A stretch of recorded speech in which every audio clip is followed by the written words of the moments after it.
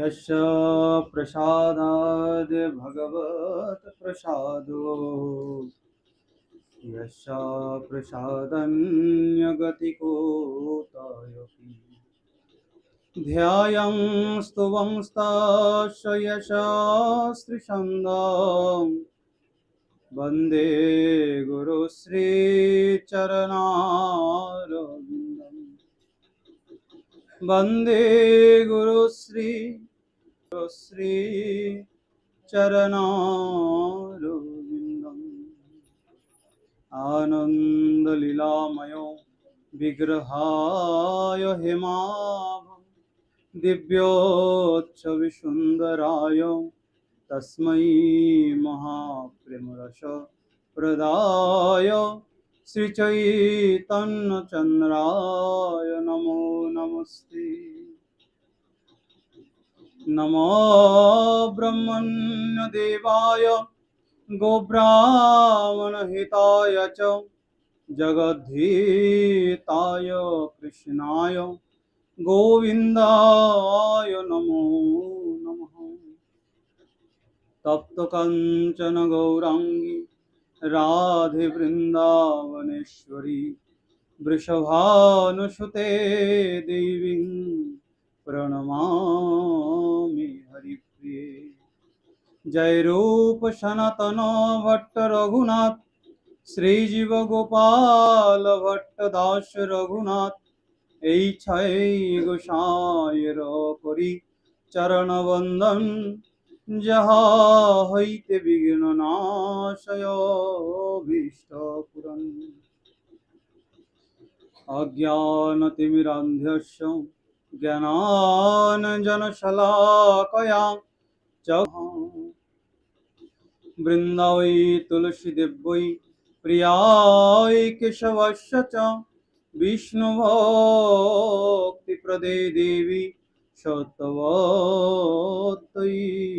নমো নমঃ। বাঞ্ছাকল্পতরুভ্যশ্চ কৃপা সিন্ধুভ্য এব চ পতিতানাং পাবনেভ্যো বৈষ্ণবে হরে কৃষ্ণ কৃষ্ণ কৃষ্ণ হরে হরে হরে রাম রাম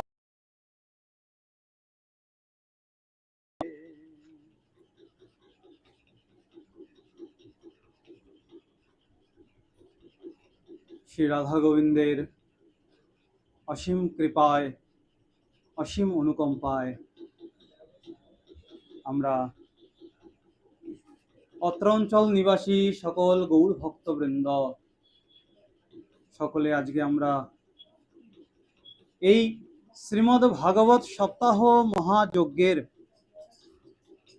পুণ্যময় অনুষ্ঠানে সকলে উপনীত হয়েছি একমাত্র আমার গৌর গোবিন্দের, আমার রাধা গোবিন্দের অসীম কৃপায়। আমরা এতটা কৃপাধন্য যে আমরা আজ এই গৃহের মালিক, যিনি এই শ্রীমদ্ ভাগবত সপ্তাহ জ্ঞানযজ্ঞের যে আয়োজন করেছেন, বলছেন কলিযুগের মধ্যে অন্যান্য সাধনে যতটা না মুক্তি লাভ হয়, যতটা না পুণ্য লাভ হয়, এই শ্রীমদ্ ভাগবত সপ্তাহ জ্ঞানযজ্ঞ শ্রবণে বা শ্রীমদ্ ভাগবত গ্রন্থ অধ্যয়নে তার চতুর্গুণ ফল লাভ। 7 দিন নিরন্তর শ্রবণ করার চেষ্টা করব। দেখেন, আমি শ্রবণ করতে উপনীত হয়েছি, শ্রবণ করাতে উপনীত হয়েছি, কিন্তু আমার সেই রকম কোনো যোগ্যতা নেই যে আমি শ্রীমদ্ ভাগবত গ্রন্থ আপনাদের সকলের সামনে শ্রবণ করাতে পারি। আমার সেই ক্ষমতাটুকু নেই। এই শ্রীমদ্ ভাগবত গ্রন্থ যিনি অধ্যয়ন করাবেন, যিনি শ্রবণ করাবেন, যেই কথা বাচক করাবেন, প্রথমত 4টে গুণ থাকা দরকার তার। প্রথমত পণ্ডিত, দ্বিতীয়ত মহাভাগবত, তৃতীয়ত বলছেন শুকদেব গোস্বামীপাদ শুকপক্ষী, সেই সুখ পাখির মতো সুকণ্ঠস্বর যুক্ত হতে হবে। আর চতুর্থ বলছেন সুবক্তা হতে হবে। প্রথমেই যে পণ্ডিত কথাটি উল্লেখ করেছেন, আমরা সাধারণত পণ্ডিত কাকে বলি? যিনি অনেক শাস্ত্র অধ্যয়ন করেছেন, অনেক শাস্ত্র পড়েছেন,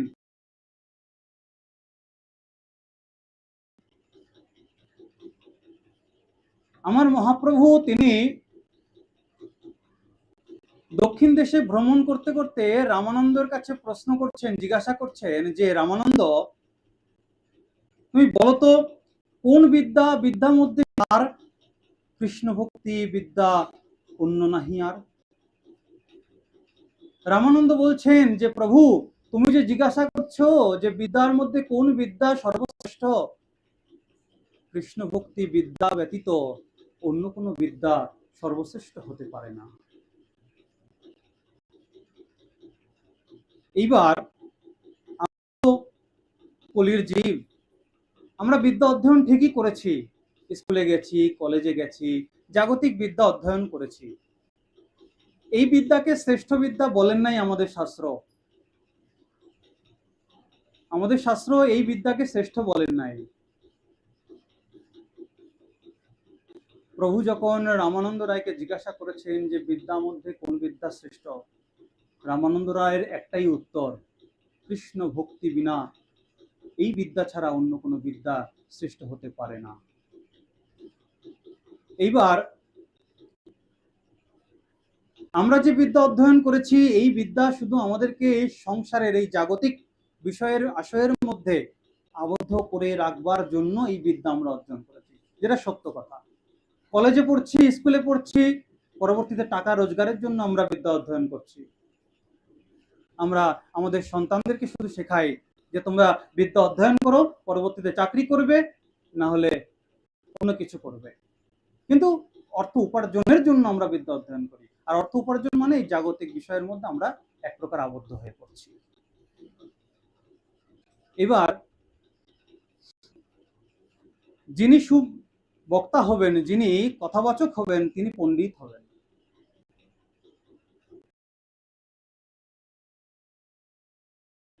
তিনি কিন্তু ভক্ত যখন কৃষ্ণ কথা বলতে অগ্রসর হন, দেখেন তাহলে তিনি দেখেন তিনি গীতা যখন পড়েন, গুরু আদেশে গীতা পড়েন তিনি, ঠিকমতো শ্লোকের হয়তো উচ্চারণও হয় না,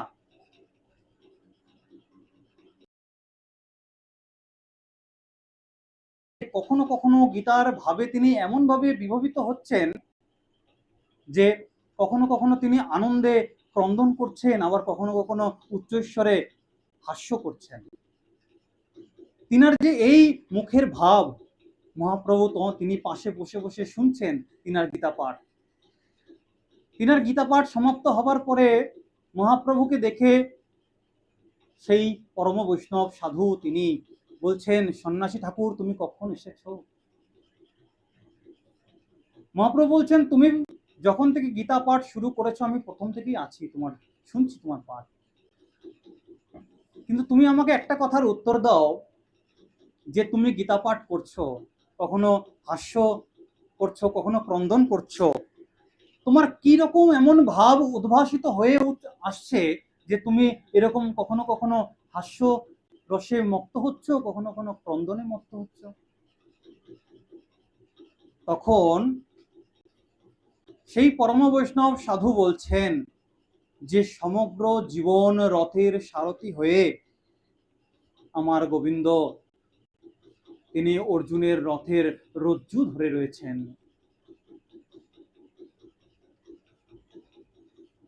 এইটা দেখেই আমি সবসময়, সেই পরম বৈষ্ণব সাধু বলছেন, এই দৃশ্য দেখে কখনো কখনো আমার একটা অন্যরকম ভাবের সৃষ্টি হয়, আমি নিজেকে নিজে হারিয়ে ফেলি।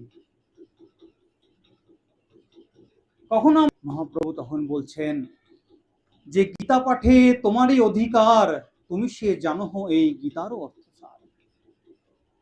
আমরা গীতা ঠিকই পড়ি, কিন্তু তার মানে ঠিকমতো বুঝবার সামর্থ্য হয়তো আমাদের মধ্যে নেই। আপনাদের কথা বলছি না, আমি আমার কথা বলছি। আমার মতো অধমের হয়তো সেই রকম সামর্থ্য হয় নাই যে আমি সেই অর্থ সঠিকভাবে বুঝতে পারি।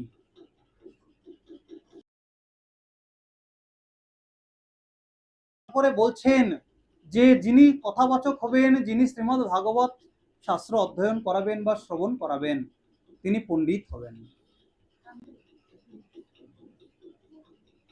তো এইরকম ভাব যখন আমার হৃদয়ে উদ্ভাসিত হচ্ছেই না, তাহলে আমিও সেরকম পণ্ডিতের মধ্যে পড়ি না, তাহলে এই প্রথম গুণটা থেকে আমি বঞ্চিত হলাম। এবার দ্বিতীয় গুণটা কি বলছেন? বলছেন তিনি মহাভাগবত হবেন। ভাগবত কাকে বলে? যিনি শাস্ত্রের নিয়মগুলিকে মানে, মান্যতা দেয়, শাস্ত্রে কিরকম কিরকম বলা রয়েছে, বিধি নিষেধ সবকিছু যে মানে, তিনি হচ্ছেন মহাভাগবত। এবার আমি তো সংসারী জীব, আমি তো সংসারের মধ্যে বিচরণ করছি, আমার শাস্ত্রে যে বিধি নিষেধের কথা বলেছেন কখনো কখনো থেকেও আমি বঞ্চিত হলাম। আমার মধ্যে সেই শর্তটাও নেই, আমি সবকিছু মেনে উঠতে পারি না, যেটা সত্য কথা। এই নিয়ম করতে হবে, ওই নিয়ম করতে হবে, সব নিয়ম মানা আমার পক্ষে সম্ভব নয়, আমি পারি না, কারণ আমি সংসারী জীব, আমি পারি না। তাই এই মহাভাগবত কথা থেকে আমি বঞ্চিত হলাম, এই গুণটাও আমার মধ্যে নেই। তারপর বলছেন শুকপক্ষীর মতো, অর্থাৎ তৃতীয় শর্ত, শুকপক্ষীর মতো সুমধুর কণ্ঠস্বর যুক্ত হতে হবে। আচ্ছা, এতক্ষণ ধরে তো প্রায় 10 মিনিট ধরে আপনাদের সঙ্গে আমি কথা বলছি, আলোচনা করছি, আপনাদের কি মনে হয় আমার গলাটা শুকপক্ষীর মতো কণ্ঠস্বর যুক্ত? আমার গলাটা কেমন জানেন? আমার গলাটা হচ্ছে কাকের যে কর্কশ স্বর, তার থেকেও কর্কশ। তাই এই যে তৃতীয় গুণটা রয়েছে একজন পাঠকের, সেখান থেকেও আমি বলছি। এবার তাই বসেছি, তিনার কৃপা শক্তির মাধ্যমে হয়তো আমি বসেছি, ঠিক মতো না গুছিয়ে বলতে পারি কোনো জিনিস, না ঠিক মতো উচ্চারণ করতে পারি কোনো শ্লোক। তাই এই যে চতুর্থ শর্তটাও দিয়েছেন সুবক্তা, সেটাও আমি নই। তাহলে আমি কেন বসেছি এখানে? আমার একটা লোভ আছে, সেই লোভের দরুন আমি বসেছি এখানে। আমার লোভটা হচ্ছে, বলতে পারেন এক প্রকার আমার স্বার্থ। সেই লোভটা হচ্ছে আপনাদের মতো গৌর গোবিন্দ ভজনাকারী যে ভক্তরা রয়েছেন, তাদের চরণ যুগলকে আশ্রয় করে আমি এখানে উপনীত হয়েছি শুধু হরিকথা শ্রবণ করবার জন্য, শ্রবণ করাবার জন্য। আমার এইটাই লোক। কারণ ভক্ত সান্নিধ্য যতক্ষণ না হবে ততক্ষণ পর্যন্ত হরি গুণগান কীর্তন করা হয় না। এইবার আমরা যে শ্রীমদ্ ভাগবত শাস্ত্র অধ্যয়ন করতে, শ্রবণ করতে এখানে উপনীত হয়েছি, এবার সেই শ্রীমদ্ ভাগবত গ্রন্থ যে আমরা শ্রবণ করতে, অধ্যয়ন করতে এখানে উপনীত হয়েছি, সেই ভাগবতের পরিচয় বলতে গিয়ে বলছেন, আমাদের হিন্দু ধর্মে, সনাতন ধর্মে সমস্ত শাস্ত্রের মধ্যে, সমস্ত শাস্ত্রের সার হচ্ছে এই শ্রীমদ্ ভাগবত গ্রন্থ। বলছেন, সর্বশাস্ত্রার্থী পীয়ূষ সর্ববেদৈক সৎফল সর্বসিদ্ধান্ত রত্নাঢ্য সর্বলৌকৈক হৃদ্বদ সর্বভাগবত প্রাণ সর্ব শ্রীমদ্ ভাগবত প্রভো কলিধ্বন্ত দিতাদিত্য শ্রীকৃষ্ণ পরিবর্তিত পরমানন্দ পাঠায় প্রেম বর্ষক্ষরায়তে সর্বদা সর্বসিদ্ধায় শ্রীকৃষ্ণায় নমস্তুতে। মদেক বন্ধু মৎসঙ্গিন মদ গৌর মদ মহাধন মন্নিস্তারক মদ ভাগ্য মদানন্দ নমস্তুতে। বলছেন, সর্বশাস্ত্রার্থী পীয়ূষ সর্ববেদৈক সৎফল। এই সমস্ত শাস্ত্রের সার হচ্ছে এই শ্রীমদ্ ভাগবত। তারপর বলছেন, সর্বসিদ্ধান্ত রত্নাঢ্য সর্বলৌকৈক হৃদ্বদ। সমস্ত বেদের ফল হচ্ছে এই শ্রীমদ্ ভাগবত, আর যত রকম সিদ্ধান্ত রয়েছে সমস্ত সিদ্ধান্তের ঊর্ধ্বে হচ্ছে এই শ্রীমদ্ ভাগবত। তারপর বলছেন, কলিধ্বন্ত দিতাদিত্য শ্রীকৃষ্ণ পরিবর্তিত। এই শ্রীমদ্ ভাগবতকে কলিযুগের সূর্য বলা হয়েছে। কেন? বাইরের সূর্য কি আলো দিচ্ছে না? দিচ্ছে তো। রোজ সূর্য উদয়িত হচ্ছে, বাইরের জগৎটাকে আলোকিত করছে। তাহলে শ্রীমদ্ ভাগবতকে সূর্য বলার কি কারণ? বলছেন, বাইরে যে সূর্য উঠছেন সেই সূর্য বাইরের জগৎটাকে আলোকিত করছেন, কিন্তু এই শ্রীমদ্ ভাগবত গ্রন্থ আমাদের অন্ধকারময় এই হৃদয়টাকে আলোকিত করছে। তাই এই শ্রীমদ্ ভাগবতকে সূর্য রূপে অভিহিত করা হয়েছে। এবার আমাদের এই হিন্দু ধর্ম, সনাতন ধর্ম, যা আগেও ছিল, এখনো আছে, আগামীতেও থাকবে। আমাদের সনাতন ধর্ম হিন্দু ধর্ম। এই হিন্দু শব্দের ব্যাখ্যা করতে গিয়ে, সামান্য ব্যাখ্যা করতে গিয়ে বলেন,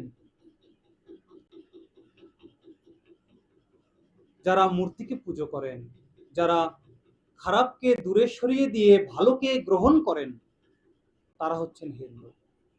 হীনং দূষয়তি, যা কিছু হীন, যা কিছু খারাপ, তাকে দূরে সরিয়ে দিয়ে যা কিছু ভালো, যা কিছু সদ্গুণ সম্পন্ন, সেগুলিকে আমরা গ্রহণ করি। তাই আমরা হিন্দু। আমরা হিন্দু, আমরা সনাতনী। আমরা ভগবানকে পূজা করি মূর্তির মধ্যে। আমরা সেই মূর্তিকে আধার করে আমরা ভগবানকে আরাধনা করি, আমরা প্রার্থনা করি।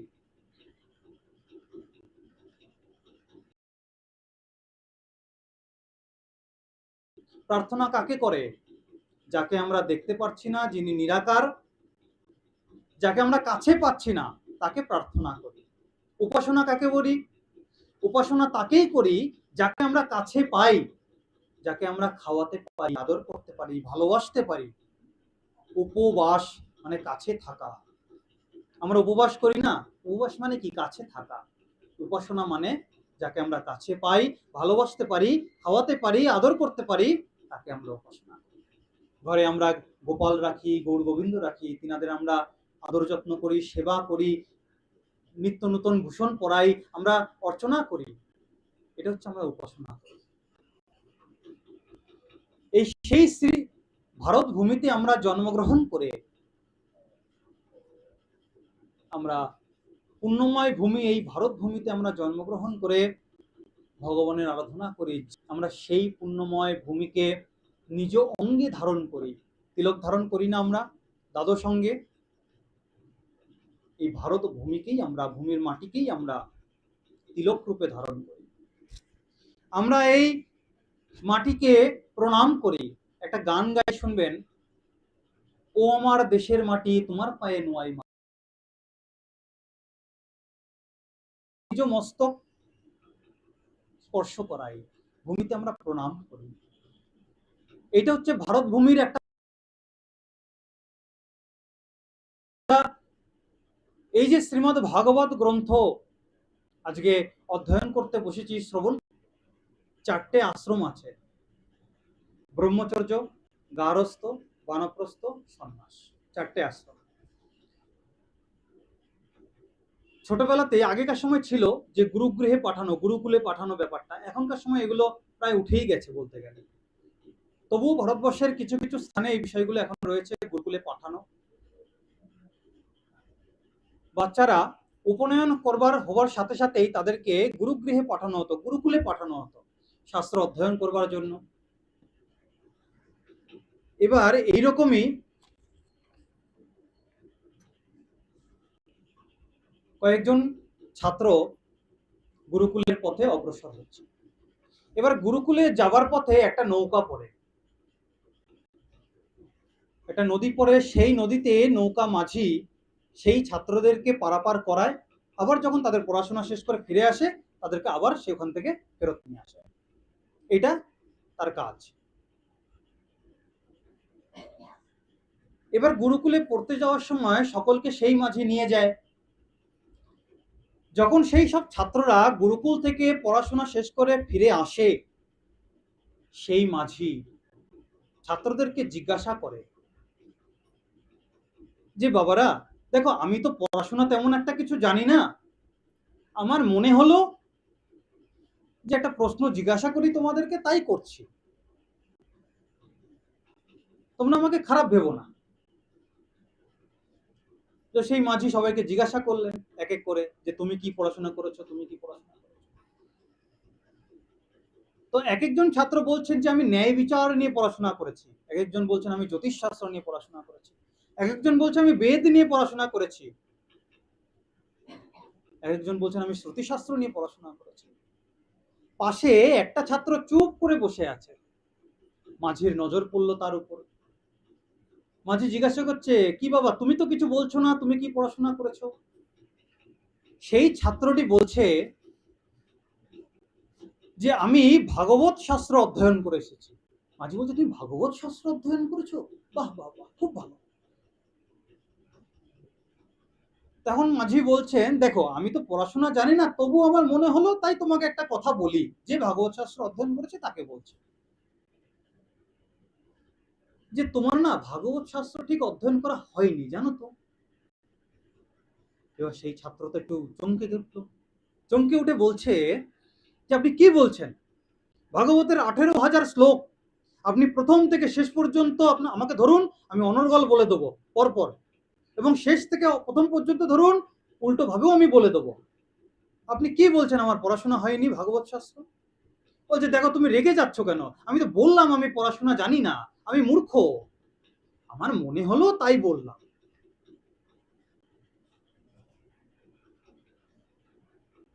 এইবার সেই ছাত্র বলছেন, তুমি কি ভিত্তিতে বললে আমাকে একটু বোঝাও তো। মাঝি বলছেন, ভারতের মাঝি তো, কিছু জানি নার মধ্যেও জানি শব্দটা কিন্তু রয়েছে, কিছু হলেও তিনি জানেন।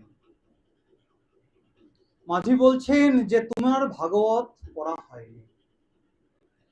তোমার যদি প্রকৃত ভাগবত পড়া হতো, আর যে ভাগবত অধ্যয়ন করে, যে ভাগবতকে হৃদয়ে ধারণ করে, সে আর সংসার জগতে ফিরে আসে না, সে হৃদয়ে ভাগবতকে ধারণ করে বৃন্দাবনে আমার রাধারানীর চরণ প্রাপ্তিতে সে অগ্রসর। সে আর সংসার সাগরে পার করে না, সংসার সাগরে আসে না, ফেরত আসে না, যে একবার ভাগবতকে হৃদয়ে ধারণ করে নেয়। এই হচ্ছে ভাগবতের অসীম মহিমা। ভাগবত কি করে? ভাগবত আমাদের অন্তরকে পবিত্র করে। কৃষ্ণের প্রতিনিধি হচ্ছেন এই শ্রীমদ্ ভাগবত, আমার গোবিন্দের প্রতিনিধি হচ্ছেন এই শ্রীমদ্ ভাগবত। তাই ভাগবতকে আমরা সদা সর্বদা প্রণাম করি। বাণী রূপে রহিয়াছ মূরতি ধরি, হে ভগবান তোমায় প্রণাম করি। শ্রীমদ্ ভাগবত হচ্ছে ভগবানের বাংময়ী মূর্তি। এই শ্রীমদ্ ভাগবত হচ্ছে ভগবানের বাংময়ী মূর্তি, আর আমরা সেই শ্রীমদ্ ভাগবতকে শ্রবণ করতে আমরা উপনীত হয়েছি।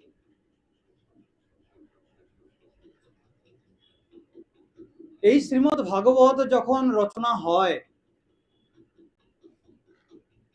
তখন কৃষ্ণদ্বৈপায়ন বেদব্যাস, যিনি এই শ্রীমদ্ ভাগবতকে তিনি রচনা করেছেন,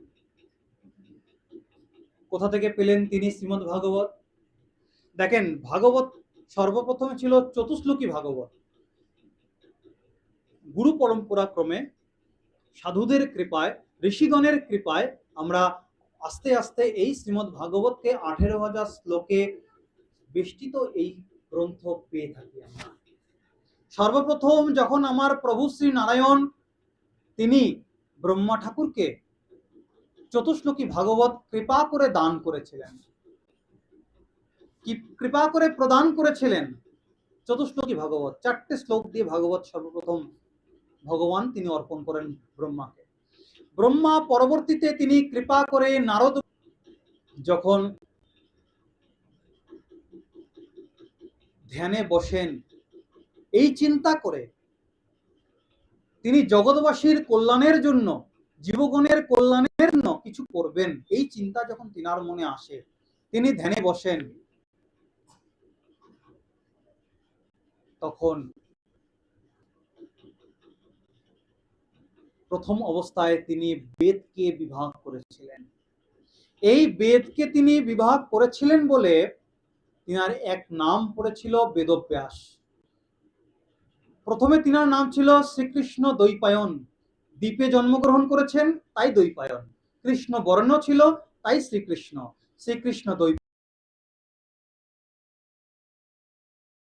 ঋক সাম যজুর অথর্ব, 4 বেদে 4 ভাগে যখন ভাগ করেছেন, তারপরে তিনার নাম হয়েছে বেদব্যাস, শ্রীকৃষ্ণ দ্বৈপায়ন বেদব্যাস। তিনি বেদকে বিন্যাস করেন। বেদকে বিন্যাস করবার পরে তিনি তিনার শিষ্যদেরকে সেই বেদ শেখান, শিখিয়ে প্রচার করবার জন্য পাঠিয়ে দেন। তারপরে পাঠিয়ে দেবার পরে কৃষ্ণদ্বৈপায়ন বেদব্যাস তিনি আবারও ধ্যানে বসেন। ধ্যানে বসেন, তিনার মনে শান্তি নেই, তিনি শান্তি পাচ্ছেন না। কেন পাচ্ছেন না? তিনি তো জনকল্যাণের জন্যই তো, মানুষজনের সকল জীবজগতের দুরূহ গ্রন্থ, খুবই কঠিন শাস্ত্র, সাধারণ মানুষ তা অধ্যয়ন করে বুঝে উঠতে পারবে না। তিনার মনের এই একটা সংশয়ের জন্য তিনি রচনা করলেন মহাভারত, যাকে পঞ্চম বেদও বলা হয়। মহাভারত রচনা করলেন, সেটিও শিষ্যদেরকে দিয়ে প্রচার করবার জন্য পাঠিয়ে দিলেন। তাতেও তিনার মনে ঠিক শান্তি উদয় হচ্ছে না।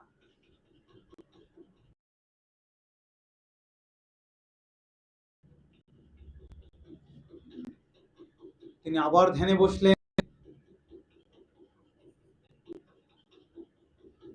তিনি 17টি পুরাণ রচনা করলেন, সাত্ত্বিক, রাজসিক, তামসিক ভেদে পুরাণ রচনা করেছেন। সেটিও শিষ্যদের মাধ্যমে প্রচার করবার জন্য পাঠালেন। তাতেও বেদব্যাসের হৃদয়ে ঠিক আনন্দ, সেই শান্তিটুকু অনুভব তিনি করতে পারছেন না। তারপরে তিনি যখন মহাভারত রচনা করলেন, মহাভারত রচনা করবার পরেও যখন পাঠ করবার প্রয়োজন হয় না, এটা তিনিই বলেছেন, কিন্তু তারপরেও তিনার হৃদয়ে ঠিক শান্তি আসছে না, মনে শান্তি নেই। তিনি বসে আছেন বিষণ্ণ বদনে নিজ আশ্রমে। তখন দেবর্ষিপাদ তিনি কৃপা করে এসেছেন। গুরুদেব এসে বলছেন, দেবর্ষিপাদ এসে বলছেন, বেদব্যাস তোমার এত বিষণ্ণতা কেন মনের মধ্যে? বেদব্যাস বলছেন, আমি এত শাস্ত্র প্রণয়ন করলাম জনকল্যাণ হেতু, তবু কেন যেন আমার অন্তরটা ঠিক শান্তি হচ্ছে না, আমি শান্তি অনুভব করতে পারছি না।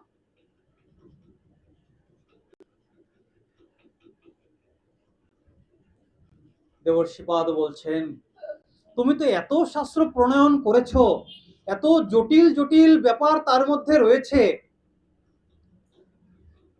সবাইকে এত জটিলতার মধ্যে ফেলে দিয়ে তুমি কিভাবে শান্তি অনুভব করবে, এটা কি করে ভাবলে তুমি? দেবর্ষিপাদ বলছেন, গুরুদেব শিষ্যকে বলছেন, দেবর্ষিপাদ বলছেন যে তুমি সকলের শান্তির জন্য যেটুকুই করেছো, তুমি সবকিছু বলেছো, কিন্তু তার মধ্যে কি ভগবান শ্রীকৃষ্ণ তিনার কত বাণী গীতায় রয়েছে, কিন্তু সেই বাণী কিভাবে নিজ জীবনে প্রতিফলিত করা হবে সেইটা কি তুমি শিখিয়েছো? সেইটা তো শেখাওনি তুমি।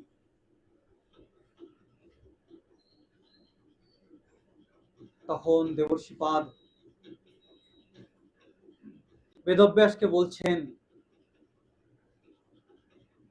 যে তুমি যখন এত শাস্ত্র প্রণয়ন করেছো, তারপরও তোমার হৃদয়ে শান্তির অনুভব হয়নি, তার একটাই কারণ, তুমি সমস্ত শাস্ত্রে অনেক কিছু বলেছো, অনেক নিয়ম কানুন বলেছো, কিন্তু ভগবান শ্রীকৃষ্ণ কেমন, তিনি কে?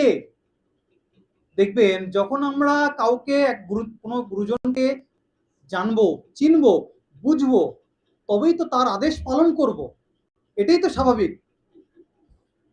যখন আমরা কাউকে জানবই না ঠিক মতো, চিনবই না ঠিক মতো, চিনতে পারলামই না, জানতে পারলামই না, তার উপদেশটা মানবো কিভাবে? কারণ বিশ্বাসটাই তো মনে জন্মাবে না। বিশ্বাস যে বিষয়টা, সেটাই তো হৃদয়ে জন্মাবে না। তখন দেবর্ষিপাদ বলছেন যে তুমি তো ভগবান শ্রীকৃষ্ণের চরিত্র কথা বর্ণনা করনি কোথাও ঠিক মতো। তখন যে আমি তো তার জন্যই তোমার কাছে এসেছি,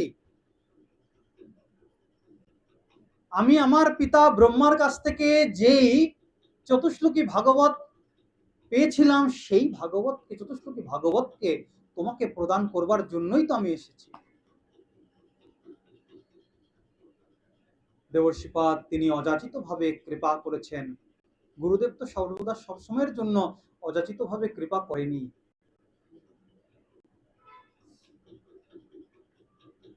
তিনি অযাচিত ভাবে কৃপা করে বেদব্যাসকে চতুশ্লোকী ভাগবত প্রদান করলেন। বেদব্যাস তিনি ধ্যানে উপনীত হয়ে ভাগবত অধ্যয়ন করি, পাঠ করি, সেই শ্রীমদ ভাগবত তিনি প্রণয়ন করলেন, আমরা পেয়েছি।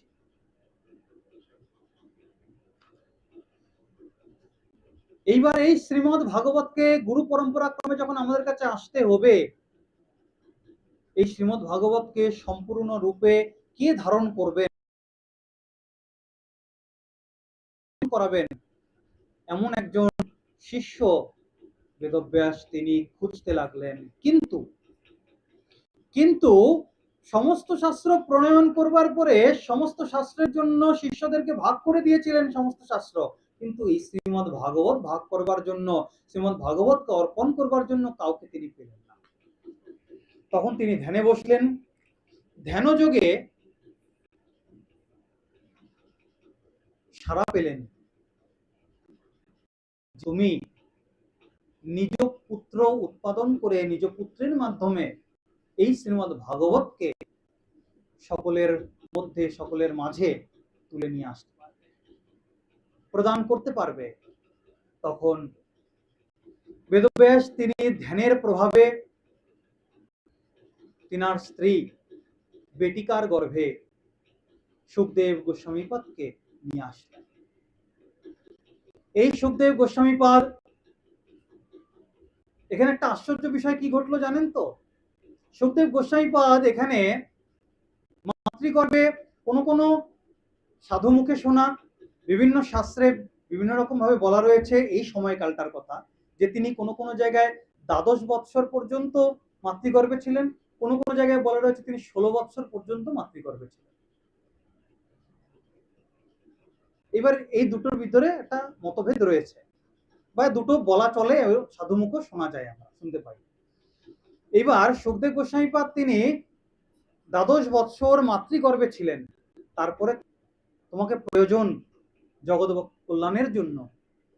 সুখদেব গোস্বামী পাদ বলে না, আমি বেরিয়ে আসতে পারবো না, আমি আসতে পারবো না এই জগতে, কারণ আসলে আমাকে মায়া স্পর্শ করবে। তখন বেদব্যাস আশ্বস্ত করলেন যে তুমি ভূমিষ্ঠ হও, তোমাকে মায়া স্পর্শ করবে না, তোমাকে মায়া স্পর্শ করবে না, তুমি ভূমিষ্ঠ হও। তখন সেই আশ্বস্ত হয়ে সুখদেব গোস্বামী পাদ ভূমিষ্ঠ হলেন। ভূমিষ্ঠ হওয়া মাত্র তিনি আর দাঁড়ালেন না, তিনি সাধন করবার জন্য, ভজন করবার জন্য বনের পথে অগ্রসর হলেন। পিতা যে পিছনে ডাকছে, মায়ের যে তার প্রতি একটা আদর ভালোবাসা রয়েছে, পিতার যে একটা আদর ভালোবাসা রয়েছে, পিতা যে কিছু বলবেন সেই সুযোগটাও দিলেন না। সুখদেব গোস্বামী পাদ বনের পথে প্রস্থান করলেন। তখন বেদব্যাস তিনি তিনার দুইজন শিষ্যকে দিয়ে বনে পাঠালেন, যে তোমরা ভগবান শ্রীকৃষ্ণের রূপের একটা গীত তোমরা গাও, মন্ত্র তোমরা উচ্চারণ করো, আরেকটা হচ্ছে ভগবান শ্রীকৃষ্ণের গুণ কিরকম সেই নিয়ে একটা মন্ত্র তোমরা উচ্চারণ করো। তখন সেই দুই শিষ্য বনে ভ্রমণ করছেন। সুখদেব গোস্বামী পাদকে শুভপক্ষী বলা হয়েছে, তো পাখিকে ধরতে গেলে ব্যাধের প্রয়োজন পড়ে, সেই দুই শিষ্য ব্যাধের মতো কাজ করেছে। সেই মন্ত্র উচ্চারণ করে, সেই মন্ত্র গীত গান করে সুখদেব গোস্বামী পাদকে তিনাদের প্রতি আকর্ষণ করেছেন, সেই মন্ত্রের প্রতি আকর্ষণ করেছেন। একটা হচ্ছে ভগবান শ্রীকৃষ্ণের রূপ বর্ণনা, আর একটা হচ্ছে ভগবান শ্রীকৃষ্ণের গুণ বর্ণনা। বলছেন বরহা পিরং নট বর বপু কর্ণয় কর্ণিকারং বিভ্রাদ বাস কনক কপিশং বৈজয়ন্তিং চ মালম রন্ধ্রান বেনোর অধশধয়া পুরয়ন গোপবৃন্দৈ বৃন্দারণ্যং শপদরমণং প্রাবিশদ্গীতকীর্তি। বরহা পীরং অর্থাৎ ময়ূরের পাখা যিনি নিজ মস্তকে ধারণ করে রয়েছেন, ময়ূরের পাখা জিনার মস্তকে, জিনার মুকুটে শোভমান হয়ে রয়েছে, যিনি শ্রেষ্ঠ নর্তকের নর্তকী, জিনার দেহ কান্তিটা মনোহর, মনোরম দেহ কান্তি, জিনার গলায় বৈজয়ন্তী মালা, 5 রকম ফুলের পাপড়ি দিয়ে যেই মালা গঠিত হয় তাকে বৈজয়ন্তী মালা বলে, সেই মালা জিনার গলায় শোভমান। তারপর বলছেন যিনি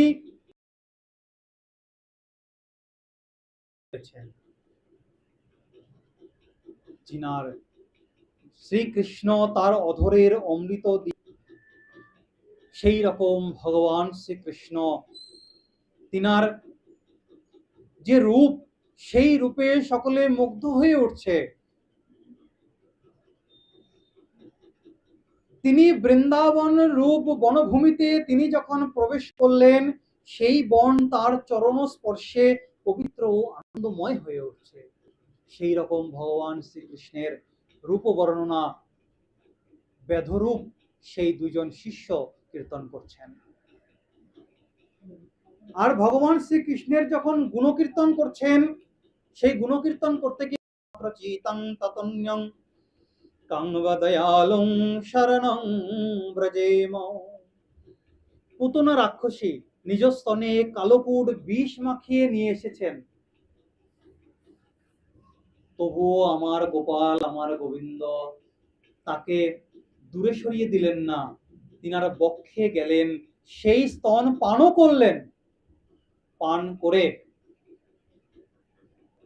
সেই পুতনা রাক্ষসীকে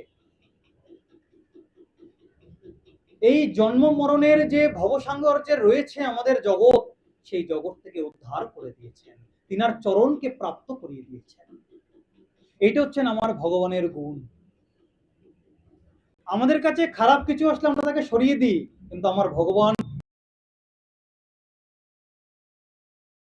ভগবানের গুণ। এই ব্যাসদেবের দুই শিষ্য, বেদরূপ দুই শিষ্য যখন কীর্তন করছেন ভগবানের রূপ আর গুণের, তখন শুকদেব গোসাইপাদ সেই রূপগুণের কথা শ্রবণ করে আকৃষ্ট হয়ে আবারও ব্যাসদেবের সেই আশ্রমে পিতার কাছে ফিরে আসলেন এবং পিতাকে জিজ্ঞাসা করছেন যে এই কৃষ্ণ কে, আমাকে তা বলুন। ব্যাসদেব বলছেন, তোমাকে এই কৃষ্ণ কে তাই তো জানাবার জন্য এই শ্রীমদ্ ভাগবতকে তোমাকে আমি অর্পণ করছি, তুমি তা গ্রহণ করো, তুমি তা গ্রহণ করো। এই শ্রীমদ্ ভাগবত শাস্ত্রটিকে হৃদয়ে ধারণ করে ধীরে ধীরে তিনি গমন করলেন। কোথায় যাচ্ছেন? কোন ভাগ্যবান এই শ্রীমদ্ ভাগবত শ্রী শুকদেব গোসাইপাদের শ্রীমুখ থেকে শ্রবণ করবেন। আসুন আমরা সেই শ্রীমদ্ ভাগবতকে শ্রবণ করবার জন্য অগ্রসর হই। এই শ্রীমদ্ ভাগবত বলছেন দ্বাদশ স্কন্ধে বেষ্টিত এই শ্রীমদ্ ভাগবত 300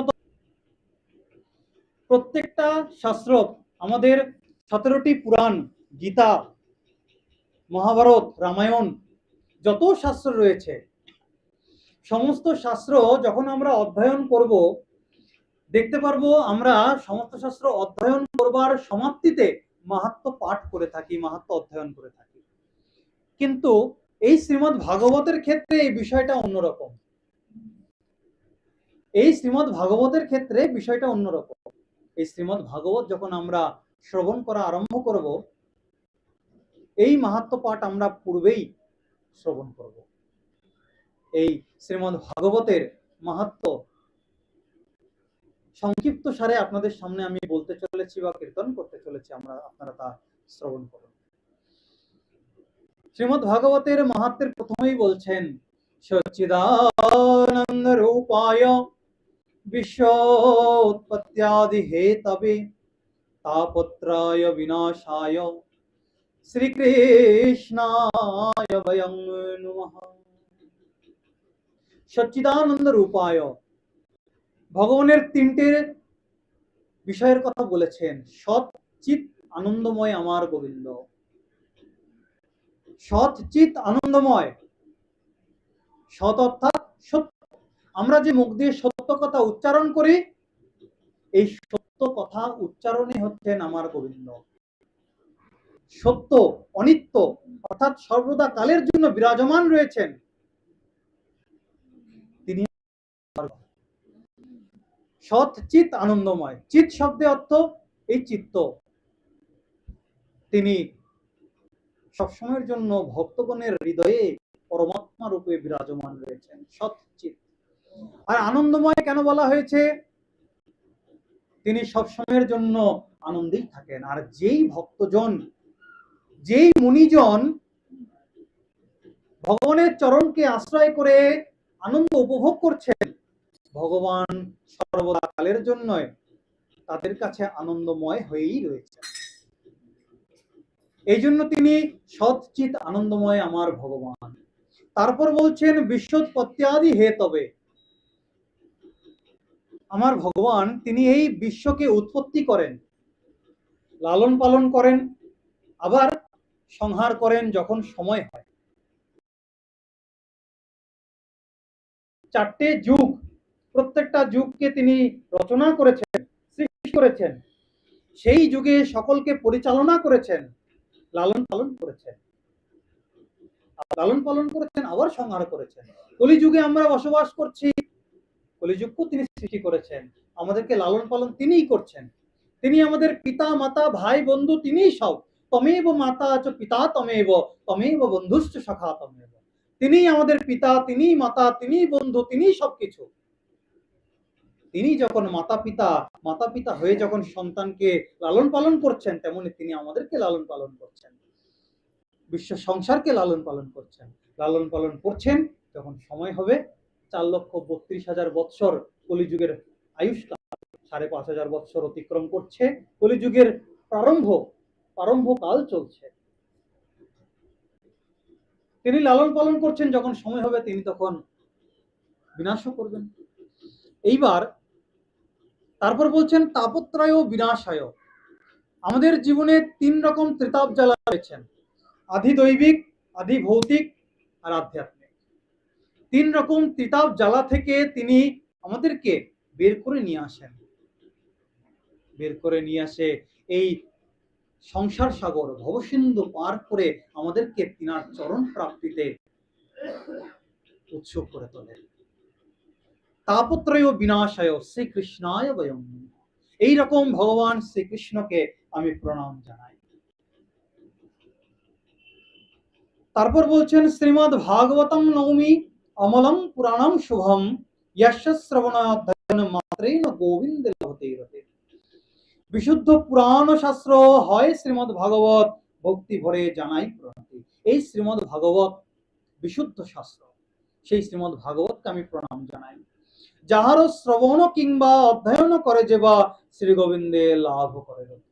যে একমাত্র এই শ্রীমদ্ ভাগবতকে শ্রবণ করেন, অধ্যয়ন করেন, তার মনটা গোবিন্দ চরণে গিয়ে প্রাপ্ত হয়, লাভ করে গোবিন্দ চরণ। একদিন নৈমিষারণ্যে সৌনকাদি মুনিগণ তিনারা সুত মুনিকে জিজ্ঞাসা করছেন। সুত মুনিকে বললেন যে হে সুত, অজ্ঞান অন্ধকার দূর করবার জন্য আপনি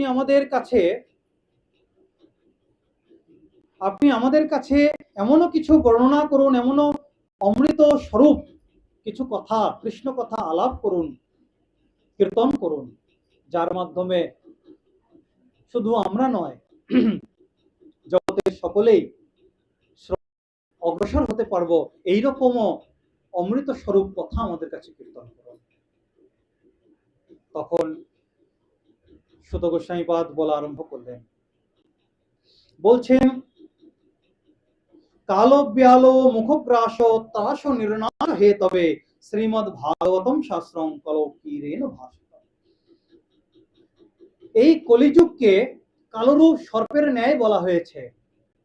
কালরূপ সর্পের মুখে পতিত হলে যেমন কেউ জীবিত থাকতে পারে না, তেমনি এই কলিকালকে কালরূপ সর্পের ন্যায় বলা হয়েছে। তারপর বলছেন শ্রীমদ্ ভাগবত শাস্ত্র শ্রী শুকেরও মুখে ব্যক্ত, শ্রবণে বিনাশ কলি হয়। এই শ্রীমদ্ ভাগবত শাস্ত্র অর্থাৎ শ্রী সুখদেব গোস্বামীপাদ মুখ নিঃসৃত এই শ্রীমদ্ ভাগবত শাস্ত্র যে একবার শ্রবণ করবেন, তার কলিরূপ যে কালরূপ ভয় তার হৃদয় থেকে তা দূরীভূত হয়ে যাবে। রূপং তৎ পূজয়েদ ভক্তিপূর্বকম অর্চকায়া খিলান কামান প্রয়চ্ছতি না সংশয়। শ্রীমদ্ ভাগবত শ্রী ভগবানের স্বরূপ, ভক্তি করে তা আমরা আলোচনা করব, তা আমরা শ্রবণ করব। যখন সুখদেব গোস্বামীপাদ তিনি প্রায়োপবেশন এই শ্রীমদ্ ভাগবত সকলে যে অধ্যয়ন করতে পারবে, সকলে যে শ্রবণ করতে পারবে সেটাও কিন্তু নয়। যখন সুখদেব গোস্বামীপাদ পরীক্ষিত মহারাজের প্রায়োপবেশন সভায় উপনীত হয়েছিলেন, তখন স্বর্গ থেকে দেবতারা অমৃত কুম্ভ হাতে নিয়ে এসেছিলেন সুখদেব গোস্বামীপাদের কাছে। একটা অফার নিয়ে এসেছেন সুখদেব গোস্বামীপাদের সাথে, একটা ব্যবসায়িক লেনদেনের জন্য তারা এসেছেন। কিরকম লেনদেন? দেবতারা বলছেন যে আমরা আপনাকে অমৃত কুম্ভ দিচ্ছি, এই অমৃত পরীক্ষিত মহারাজকে পান করান, তাতে সে অমর হয়ে যাবে, তার ভাগবত শাস্ত্র অধ্যয়ন করবার, ভাগবত শাস্ত্র শ্রবণ করবার প্রয়োজন পড়বে না। এই শ্রীমদ্ ভাগবত রূপ অমৃত আপনি আমাদেরকে প্রদান করুন। যখন এই রকম ব্যবসায়িক লেনদেন, ব্যবসায়িক মনোভাব নিয়ে দেবতারা এসেছেন, সুখদেব গোস্বামীপাদ তাদেরকেও ফিরিয়ে দিয়েছেন এবং সুখদেব গোস্বামীপাদ তাদের কথা শুনে হাস্য করছেন এবং বলছেন যে ক সুধা ক কথা লোকে ক কাচ ক মনির মহান ব্রহ্মরাত বিচারে এবং তদা দেবাঞ্জহাসহ। কাঁচ স্বরূপ এই সংসার আর মণিময় হচ্ছেন এই শ্রীমদ্ ভাগবত। স্বর্গের দেবতারা যখন অমৃত নিয়ে আসেন সেইটাকে জাগতিক সুখ মনে করেছেন সুখদেব গোস্বামীপাদ, আর শ্রীমদ্ ভাগবত তা হচ্ছে নয়। এইবার এই শাস্ত্র এবার যখন এই শাস্ত্রকে দাড়িপাল্লায় মাপানো হয়, এই শাস্ত্র একদিকে, ভাগবত শাস্ত্র একদিকে, আরেকদিকে সমস্ত সাধনকে মাপা হয়েছিল। যখন মাপা হয়েছিল তখন সমস্ত সাধন অপেক্ষা এই শ্রীমদ্ ভাগবত সব থেকে বেশি ভারী রূপে পরিগণিত হয়েছে। এই শ্রীমদ্ ভাগবতের এই হলো বৈশিষ্ট্য। বলছেন শ্রীবিষ্ণুর মূর্তি এই শাস্ত্র ভাগবত যদি কেহ পাঠ করে হয় ভক্তি। যদি কেউ এই শ্রীমদ্ ভাগবতকে ভক্তি সহকারে পাঠ করে সে অনায়াসে এই সংসার সাগরকে অতিক্রম করতে পারবে, এমনটাও আমাদের শাস্ত্র বলেছে। একদিন সনকাদি চতুষ্টয় ঋষিগণ তারা পরিভ্রমণ করতে করতে দেবর্ষি নারদকে বদরিকাশ্রমে বিমর্ষ অবস্থায় দেখে তারা বলছেন যে হে দেবর্ষিপাদ, তোমাকে এত বিষণ্ণ দেখাচ্ছে কেন?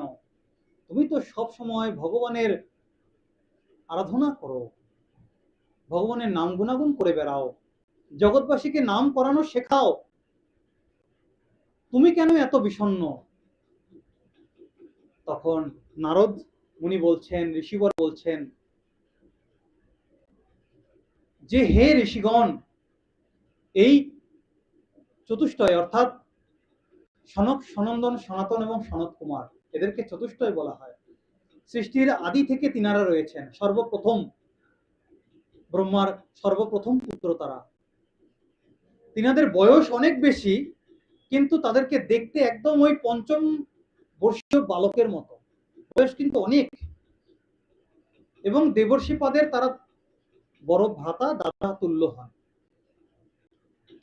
তো দেবর্ষি পাদ তখন বলছেন যে আমি গয়া, প্রয়াগ সমস্ত জায়গা পরিভ্রমণ করে আসলাম, কিন্তু আমার মনে কোন রকম সন্তোষ যে একটা অনুভব করব সেটা পারছি না, সেইটা পারছি না। কারণ আমরা যে শ্রীমদ্ ভাগবত সুখদেব গোস্বামী পাদের কাছ থেকে শুনেছি বা শ্রবণ করেছি, পেয়েছি, এটা হচ্ছে কলিযুগের শুরু এবং দাপর যুগের শেষ, সেই সন্ধিক্ষণ। কলির যে এমন প্রভাব, সেই প্রভাবে চারিদিকে শুধু দুঃখ, দুর্দশা, অনাচার, এইসব সমস্ত জীবগণ রোগাদিতে অর্থহীন সমস্ত কিছু দুঃখ ভোগ করছে।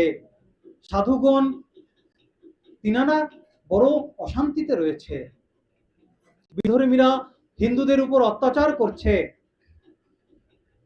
বিধর্মীরা হিন্দুদের যে মন্দির তা ভাঙচুর করছে, আমরা দেখতে পাচ্ছি জায়গায় জায়গায় তা হচ্ছে।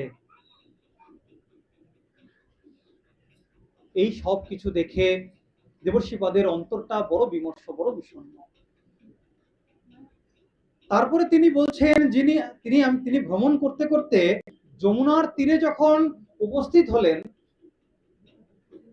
তখন সেখানে একজন রমণীকে তিনি দেখলেন। 16 বছর বয়সী রমণী, 1600 বর্ষীয়া রমণী, যুবতী রমণী, এবং সাথে দুইজন বৃদ্ধ অবস্থা, জরাজীর্ণ অবস্থায় শুয়ে রয়েছেন তিনার সাথে। দেবর্ষিপাদ যখন তাদের কাছে গেলেন, জিজ্ঞাসা করলেন তাদের পরিচয়। অবস্থায় পড়ে রয়েছেন, তারা দুজন হচ্ছেন আমার সন্তান। জ্ঞান ও বৈরাগ্য, জ্ঞান ও বৈরাগ্য। এইবার কলির প্রভাবে সমাজের যে এইরকম দুর্দশা, এসবের প্রভাবে ভক্তি দেবী তিনি সুস্থ রয়েছেন, কিন্তু জ্ঞান ও বৈরাগ্য তারা দুজনা এইসবের প্রভাবে, এইসবের দুর্দশাগ্রস্ত অবস্থায় তারা বৃদ্ধ হয়ে জরাজীর্ণ হয়ে গেছে। এমনও জরাজীর্ণ যে তারা ঠিকমতো উঠে বসতে পর্যন্ত পারছেন না। দেবর্ষি পাদকে তখন জিজ্ঞাসা করছেন এর কারণ কি, কেমন করে ভক্তি দেবীর যে হৃদয়ে যে দুঃখ তা দূর হবে।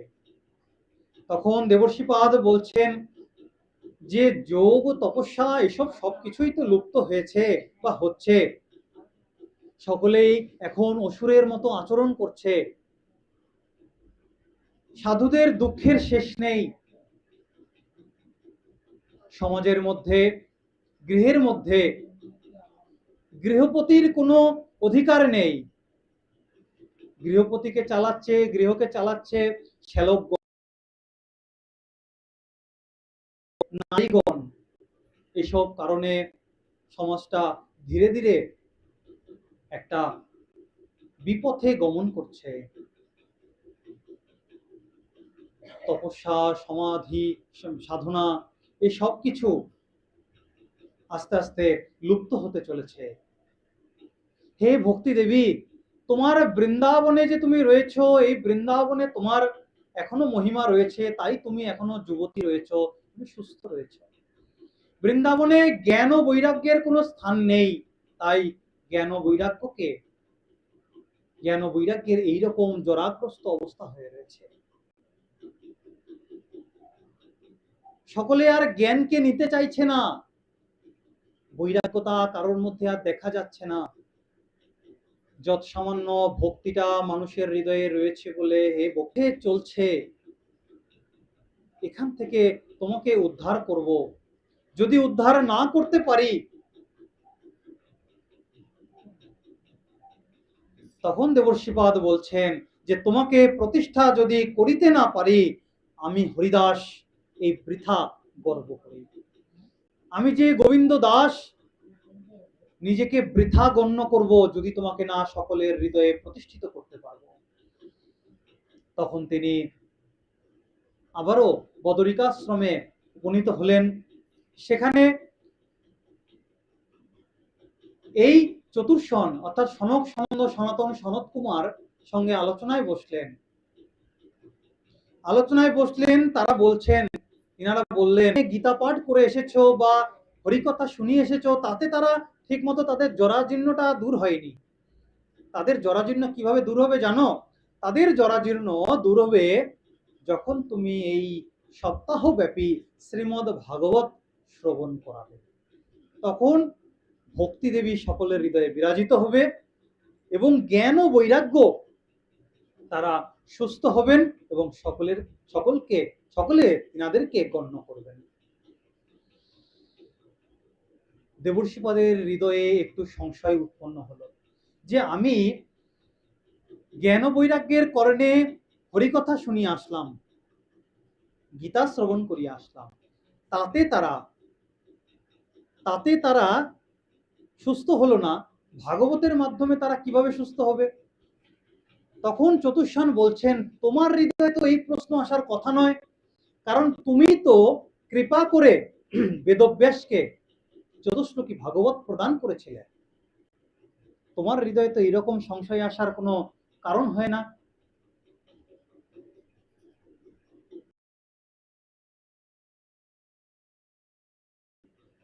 সবিনয়ে প্রণতি জানিয়ে চতুর্শনকে জিজ্ঞাসা করছেন যে ভাগবত কোথায় এবং কতদিন কিভাবে শ্রবণের বিধান রয়েছে, আপনারা আমাকে কৃপাপূর্বক বলুন।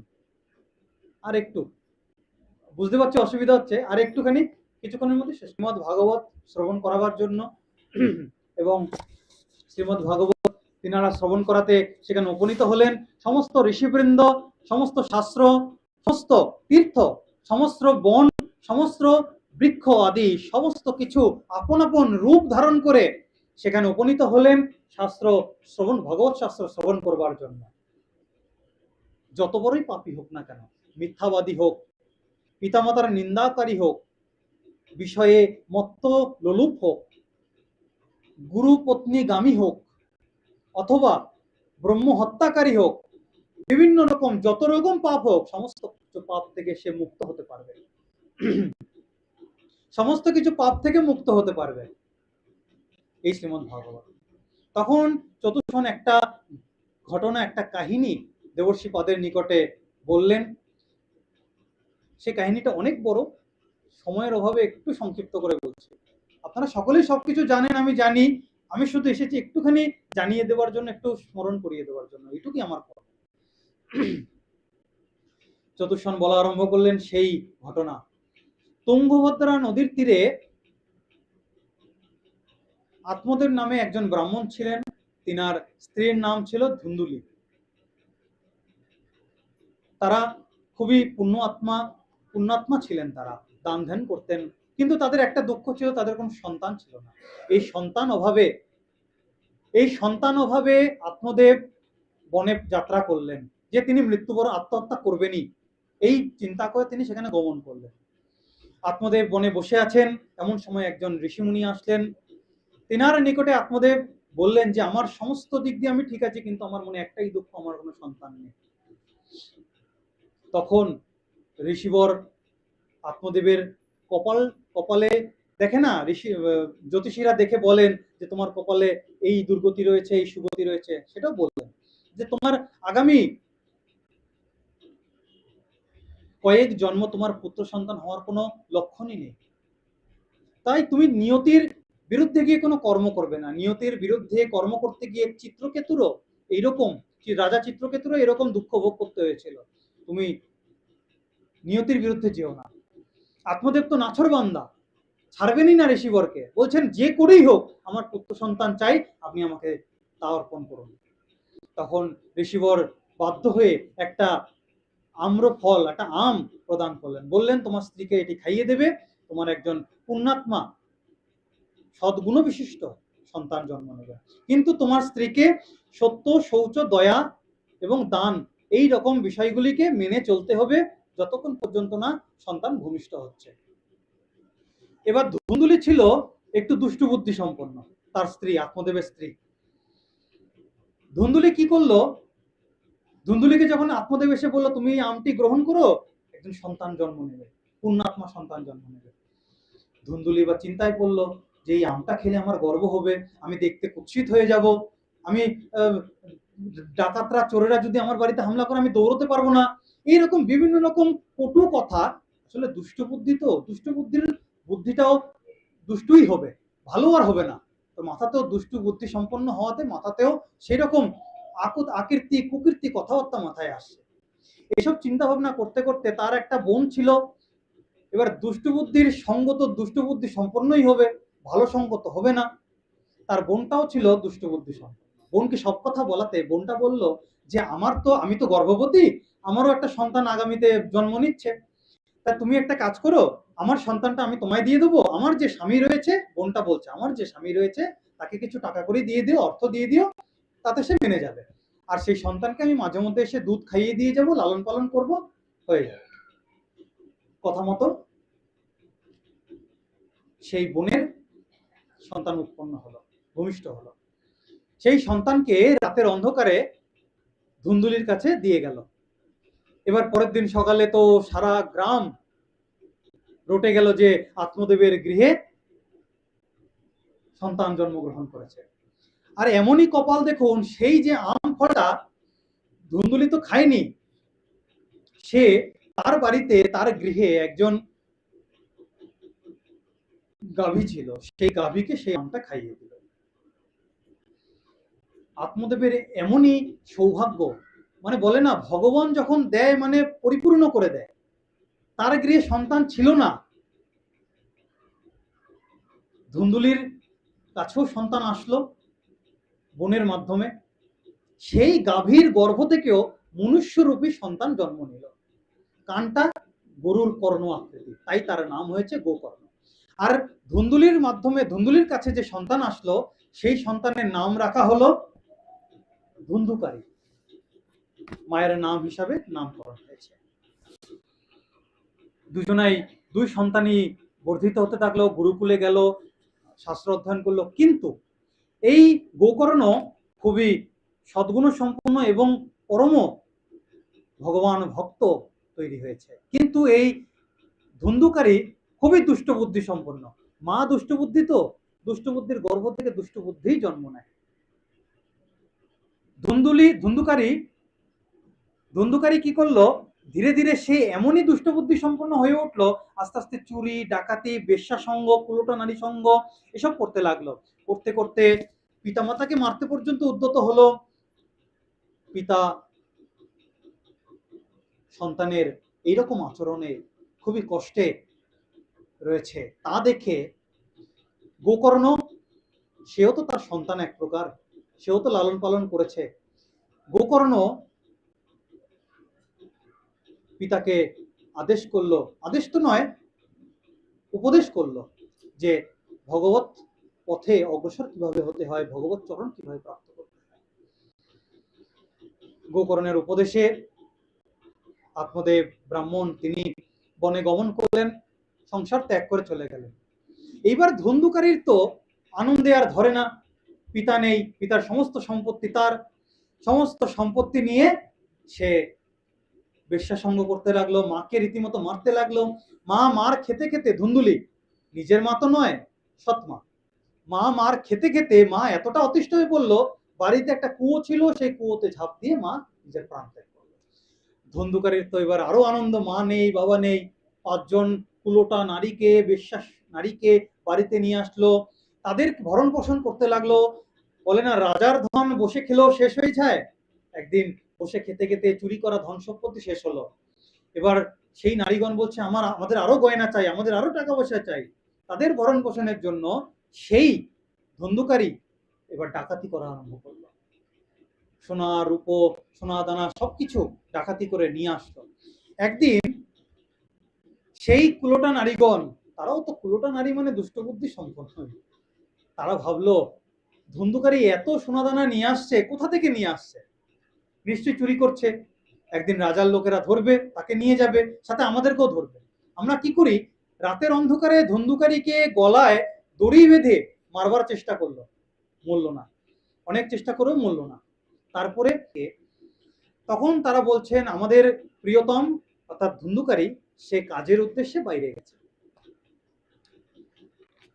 ধুন্ধুকারীর মৃত্যু খবর ভাই গোকর্ণ যখন শুনতে পারলো, সে তো তীর্থে ভ্রমণ করছে, ভ্রমণ করতে করতে গয়া তীর্থে তার শ্রাদ্ধ করলো।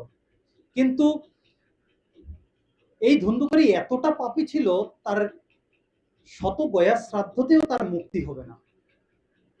গোকর্ণ একদিন নিজ গৃহে ফিরল, নিজ অঙ্গনে সে যখন শুয়েছিল রাতের অন্ধকারে, এই ধুন্ধুকারী বিভিন্ন রকম আসুরিক রূপ পিশাচজনী প্রাপ্ত করেছে, তো মৃত্যুর পরে মুক্তি তো হয়নি, বিভিন্ন রকম আসুরিক রূপ ধারণ করে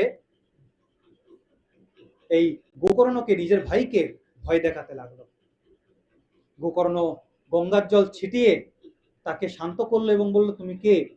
যখন সেই ধুন্ধুকারী বলল যে আমি তোমারই ভাই, আমার এরকম এরকম ভাবে মৃত্যু হয়েছে, সমস্ত বৃত্তান্ত বলল।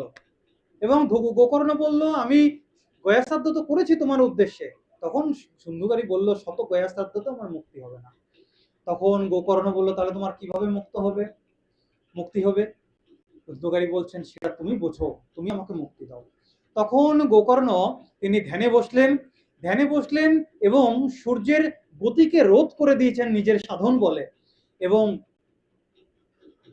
সূর্যদেব তখন আদেশ করলেন যে তুমি এই শ্রীমদ্ ভাগবত সপ্তাহ শ্রবণ করাও, তাতে তোমার ভাই ধুন্ধুকারী সে মুক্তি লাভ করবে। গোকর্ণ এইরকম ভাবেই শ্রীমদ্ ভাগবত শাস্ত্র অধ্যয়ন করবার জন্য, শ্রবণ করবার জন্য ব্যবস্থা করলেন, সবাইকে নিমন্ত্রণ জানালেন। আর এই ধুন্ধুকারী একটা 7খানা গাঁট যুক্ত বাঁশের মধ্যে গিয়ে হাওয়া রূপ অর্থাৎ বায়ু রূপ ধারণ করে সেখানে গিয়ে বসল। 7 দিন এক এক দিন যখন পাঠ সমাপ্ত হচ্ছে সেই বাঁশের এক একটা গাঁট ভাঙছে, ফেটে যাচ্ছে। 7 দিন যখন শেষ হলো, 7 নম্বর গাঁটও ভাঙলো এবং বৈকুণ্ঠ থেকে ভগবানের পার্শ্বদ এসে সেই ধুন্ধুকারীকে নিয়ে গেল। আর সেই ধুন্ধুকারী দিব্য রূপ ধারণ করে বৈকুণ্ঠে রথে আরোহণ করে চলে গেল। এবার এই শ্রীমদ্ ভাগবত যখন শ্রবণে ধুন্ধুকারী এত পাপী হওয়া সত্ত্বেও তার উদ্ধার হলো, বৈকুণ্ঠ পার্ষদ শুধু তাকেই নিয়ে গেল, আর এতজন যে শ্রবণ করলো তাকে নিয়ে গেল না। তখন গোকর্ণ জিজ্ঞাসা করলো, এরকম বৈষম্যতা কেন? ও সবাই তো শ্রবণ করলো, সবারই তো একসঙ্গে বৈকুণ্ঠে যাওয়ার কথা ছিল, সবাই গেল না কেন? তখন বৈকুণ্ঠর পার্ষদগণ বলছেন যে শ্রবণের বৈষম্যতা রয়েছে, এক একজন এক এক রকম ভাবে শ্রবণ করেন।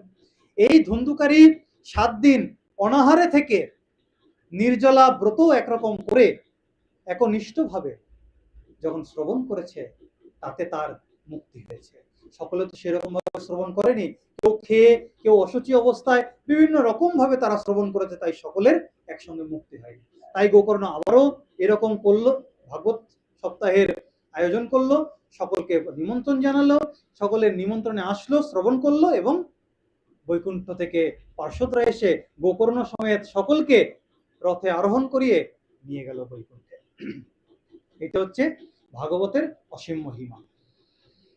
আজকে আমরা শ্রীমদ্ ভাগবতের মাহাত্ম্য কিছুটা শ্রবণ করলাম এবং আগামী দিন থেকে মূল গ্রন্থ অধ্যয়ন করা শুরু হবে। আপনাদের সকলের কাছে নিবেদন, আপনারা সময় মতো একটু আসবেন, কীর্তনাদি করবেন, আমরা আগামীতে পাঠ শুরু করব এবং একটু সময় নিয়ে আসবেন, কারণ মোটামুটি 2-2.5 ঘন্টার নিচে, মিনিমাম 2-2.5 ঘন্টার নিচে ওঠা যাবে না পাঠ থেকে। তাই আপনারা 6টা 6:30টার মধ্যে চলে আসবেন, চেষ্টা করবো 9টা 9:30টার মধ্যে সমস্ত কিছু আতি দিয়ে সমাপ্ত করে ছেড়ে দেওয়া, ঠিক আছে? তো আজকের মতো শ্রীগ্রন্থ এখানে বিশ্রাম রইল। আপনারা ইচ্ছা রাখবো এবং অনুরোধ করব আপনারা আগামী দিন যথাসময়ে একই স্থানে এসে কীর্তন আদি শুরু করবেন এবং শ্রীমদ্ ভাগবত সপ্তাহকে সুষ্ঠুভাবে শেষ সমাপ্ত করতে সহায়তা করবেন। এখন পাঠের পরের কীর্তন করো, তাড়াতাড়ি করে করো, চলো। বুঝতে পারছি আপনাদের কষ্ট হচ্ছে।